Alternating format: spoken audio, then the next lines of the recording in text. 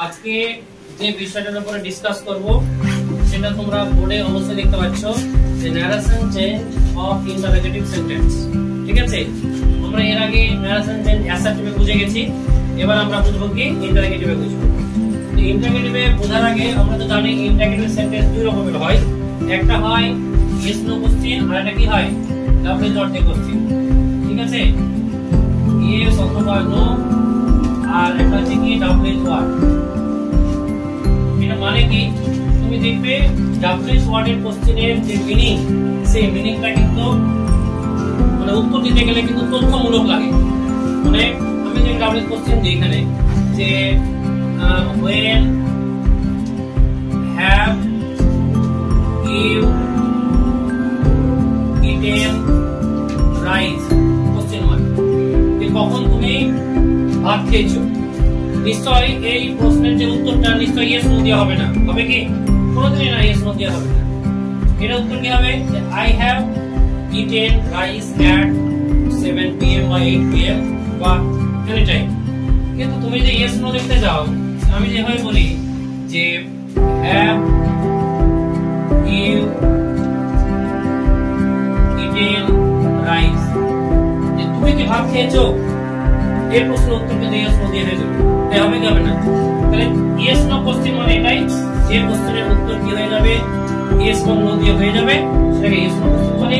আরটা কি বলা হয় যে কোশ্চেনের উত্তর ইয়েস নো দিয়ে হবে না, অর্থাৎ একটা ইনফরমেশন লাগবে বা তথ্য লাগবে, সেটাকে বলা হবে ইনফরমেশন বা ডাবল ওয়ার্ড কোশ্চেন। ক্লিয়ার হলো বিষয়টা। এবার ইয়েস নো কোশ্চেন বা আরটা ভাষায় বলা যায় যে একটা কোশ্চেন হয় ডাবল ওয়ার্ড দিয়ে শুরু হয়, আরটা কোশ্চেন হয় অক্সিলারি ভাব দিয়ে শুরু হয়। তোমরা দেখতে পাচ্ছ যে এই বাক্যটা কিন্তু অক্সিলারি ভাব দিয়ে শুরু হয়েছে, অতএব তাহলে আমরা বলতে পারি একটা অক্সিলারি ভাব দিয়ে শুরু হবে বাক্য, সেটা ইন্টারোগেটিভ সেন্টেন্স হবে, এবং ডাবল ওয়ার্ড দিয়ে একটা বাক্য শুরু হবে, সেটা ইন্টারোগেটিভ সেন্টেন্স হবে। এটা তো বুঝতে পেরেছো তোমরা। এবার আমি ন্যারেশনে যাব। তো ন্যারেশন সম্পর্কে তোমাদের তো নলেজ আছে যে ন্যারেশন দুই প্রকার, ডাইরেক্ট ন্যারেশন আর কি ইনডাইরেক্ট ন্যারেশন। তো আমরা আগে একটা एग्जांपल লিখি তাহলে আমরা বুঝতে পারব। অ্যাসার্টিভ সেন্টেন্সের যে নিয়মগুলো ছিল ওগুলো একটু মাথায় রাখতে হবে। ইন্টারোগেটিভে একটু হালকা চেঞ্জ হবে, হ্যাঁ বেশি না, হালকা চেঞ্জ হবে। যেমন ধরে আমি লিখি যে he said to me comma invert. আমি লিখলাম এখানে যে আর ইউ প্লেইং ফুটবল। ঠিক আছে, এটা দেখতে পাচ্ছ।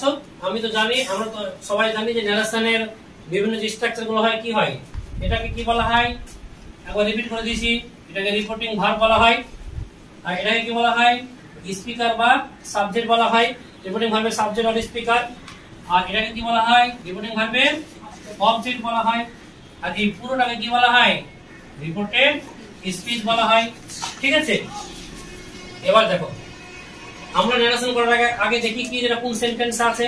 তাহলে আমরা নিশ্চয়ই সেন্টেন্সের যে আকার যে আকৃতি দেখে বুঝে গেছি এটা ইন্টারোগেটিভ সেন্টেন্স আছে, কোশ্চেন মার্ক আছে। এবং যদি বলে আর ইউ প্লেইং ফুটবল, তুমি কি ফুটবল খেলছো বা খেলিতেছো, এরপরে মানে হয়ে যাবে এটা প্রেজেন্ট কন্টিনিউয়াস টেন্সে আছে। এবং দেখো প্রথমে অক্সিলারি ভাব দিয়ে শুরু হয়েছে না। এবার এর নিয়মটা কি আছে ন্যারেশনে। ইন্টারোগেটিভ সেন্টেন্সে ন্যারেশনের নিয়ম হলো সেড টু থাকলে আস্কড হয়। কি হয় সেড টু থাকলে আস্কড হয়। আমি ছোট্ট করে লিখে দিচ্ছি যে সেড টু থাকলে আস্কড, আর যদি সেজ টু থাকে তাহলে কি হবে আস্কড, যদি সে টু থাকে তাহলে হবে আস্কড। ঠিক আছে, এই তিনটা জিনিস মাথায় রাখবা তোমরা। তাহলে এখানে সেট টু আছে, তাহলে কি হবে এখানে আস্কড হবে। কেন আস্কড হলো? আস্কড হচ্ছে ভার্বের সেকেন্ড ফর্ম এবং সেটও ভার্বের কি ফর্ম সেকেন্ড ফর্ম। সাবজেক্ট এবং রিপোর্টিং ভার্বের সাবজেক্ট এবং রিপোর্টিং ভার্বের অবজেক্ট কখনো চেঞ্জ হবে না, এই হবে কোনদিনই হবে না। তাহলে সাবজেক্ট কি আছে হি, হি বসে গেল। এবার সেট টু তাহলে কি হবে বলেছি আমি, বলো তোমরা আস্কড হবে। Very good, asked. নিশ্চয় অবজেক্ট চেঞ্জ হবে না, তাহলে লিখে দিলাম মি। এবার আমাদের একটা নিয়ম আমরা দেখেছি যে অ্যাসার্টিভ সেন্টেন্সে ইনভার্টেড কমা তোলার জন্য কি বসছে, দ্যাট বসছে, কিন্তু ইন্টারোগেটিভ সেন্টেন্সে এখানে কিন্তু দ্যাট বসবে না, এখানে কি বসবে, ইফ বসবে। যদি ইফ না থেকে যদি ডাব্লিউ ওয়ার্ড দিয়ে শুরু হতো তাহলে কিন্তু ডাব্লিউ ওয়ার্ডটা বসে যেত, কিন্তু এখানে যেহেতু অক্সিলারি ভার্ব দিয়ে শুরু হয়েছে সুতরাং আমরা এখানে কি বসাবো, ইফ বসাবো। কি বসাবো, ইফ। তাহলে আমরা ইফ বসিয়ে দিলাম। এবার এই বাক্যের মধ্যে আমরা দেখলাম এটা প্রেজেন্ট কন্টিনিউয়াস আছে, তাই না, প্রেজেন্ট কন্টিনিউয়াস আছে। আমরা জানি যে রিপোর্টিং ভার্ব যদি পাস্ট টেন্সে থাকে তাহলে টেন্সের কিন্তু পরিবর্তন হবে, কোনো কোনো সময় হবে না, সেটা অ্যাসার্টিভ আমরা দেখেছি যে এটা যে ইউনিভার্সাল ট্রুথ হয় বা ডেইলি কোনো কাজ বোঝায়, টেন্সের কোনো পরিবর্তন কি হয় না।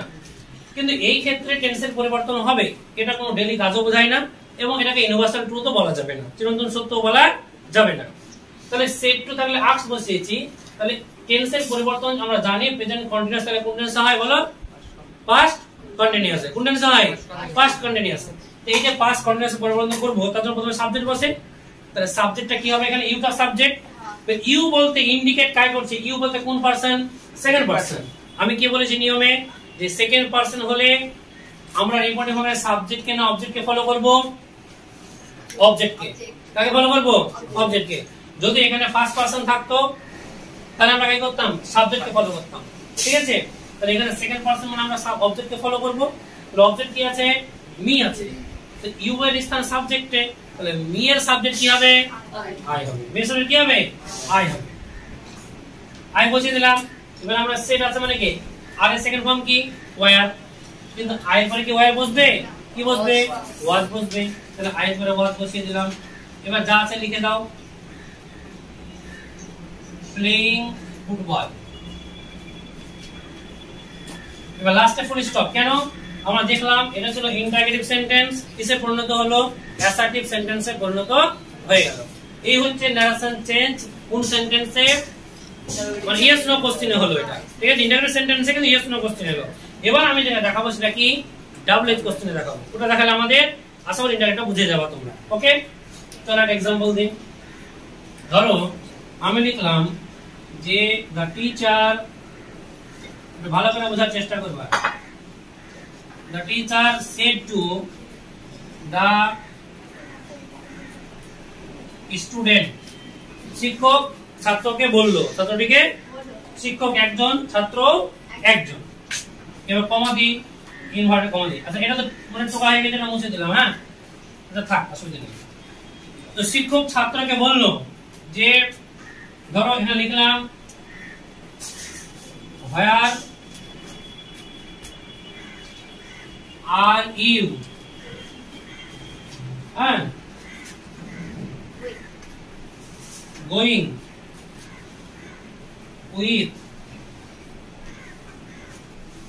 your father now। বলছে শিক্ষক ছাত্রটিকে বলল তুমি কোথায় যাচ্ছ তোমার বাবার সঙ্গে এখন।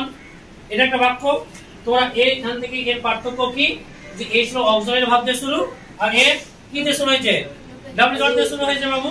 তাহলে আমরা অ্যানসারটা কি করব, একই নিয়ম। তাহলে টিচার থাকলে কি অন্য কিছু হবে নাকি, কি হবে, সেটাই বসে যাবে, ভালোভাবে বুঝবা। দা টিচার, সেটা থাকলে কি হবে, আস্ক, এসে থাকলে কি হবে, তাহলে আস্ক কেন হবে, একজন দাঁড়িয়ে বলো, আয়ার বলো যে সেট টু থাকলে আস্ক কেন হবে, বলো। কারণ সেট টু টা সেকেন্ড ফর্ম আসে, তো আস্ক চলছে। Very good, sit down. তাহলে আমরা এখানে লিখবো আস্ক। এবার দা স্টুডেন্ট। এবার দেখো আমরা এর আগে বসিয়েছিলাম ইনভার্টেড কমা তোলার জন্য ইফ বসিয়েছিলাম, কিন্তু এখানে ইফ বসবে না, কারণ আমরা দেখলাম reported speech double as word দিয়ে শুরু হয়েছে, অতএব ডাবল এজ ওয়ার্ডটাই বসে যাবে। তাহলে কি বসে যাবে, হোয়ার। এ কিন্তু কোশ্চেন মার্ক আর থাকবে না, ডাবল এজ ওয়ার্ড বসানো মানে এখানে হচ্ছে এর মানে তখন হয়ে যাবে যেখানে, হ্যাঁ, বাক্যের মাঝে যখন হোয়ার বা ডাবল এজ ওয়ার্ড ইউজ হয় তখন তার মানটা অন্যরকম হয়ে যায়। হোয়ার মানে যেখানে হয়ে যাবে, হ্যাঁ, তারপরে তোমার হু মানে যে হয়ে যাবে, ঠিক আছে, পুরো আলাদা প্রসঙ্গ। তো হোয়ার বসলো। এবার আমি এই বাক্যটা যেমন এখন চেঞ্জ করেছি ওভাবে করব। তাহলে ইউ বলতে কাকে বোঝাচ্ছে, স্টুডেন্টকে বোঝাচ্ছে। স্টুডেন্ট কয়জন, একজন। তাহলে ইউ বলতে সেকেন্ড পারসন, তাহলে আমরা একে দেখবো, অবজেক্ট কে দেখবো। তাহলে স্টুডেন্ট সিঙ্গুলার আছে, এও সিঙ্গুলার আছে, তাহলে স্টুডেন্টের যদি আমরা মানে ই করি, স্টুডেন্ট তো নাউন শব্দ, প্রোনাউন করি, তাহলে কি হবে? হি হবে। তাহলে আমরা এখানে কি বসাবো? হি বসাবো। শিক্ষক ছাত্রকে বললো যে তুমি এখন তোমার বাসায় কোথায় যাচ্ছ? আমি কি বললাম? শিক্ষক ছাত্রকে জিজ্ঞাসা করলো যে কোথায় সে, হি। হি এর পরে কি বসাবা? আর এর সেকেন্ড ফর্ম কি? ওয়্যার। তাহলে ওয়্যার তো বসবে না, কি বসবে? ওয়াজ। ওয়াজ। আচ্ছা, ওয়াজ হলো শিক্ষক ছাত্রটিকে বললো যে তুমি কোথায় যাচ্ছ, সে হলো। এবার এখানে দেখো গোয়িং বসে দাও। এবার ইওর ফাদার অর্থাৎ উইথ বসাও। ইওর বলতে কার ফাদার? স্টুডেন্টেরই ফাদার। তাহলে আমরা কি বলবো?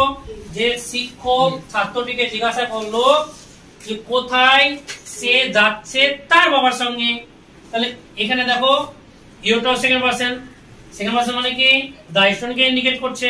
আর স্টুডেন্টের প্রোনাউন হি আমরা জানি, কিন্তু সাবজেক্টে যখন বলতে কি বসবে? হিজ। কি বসবে?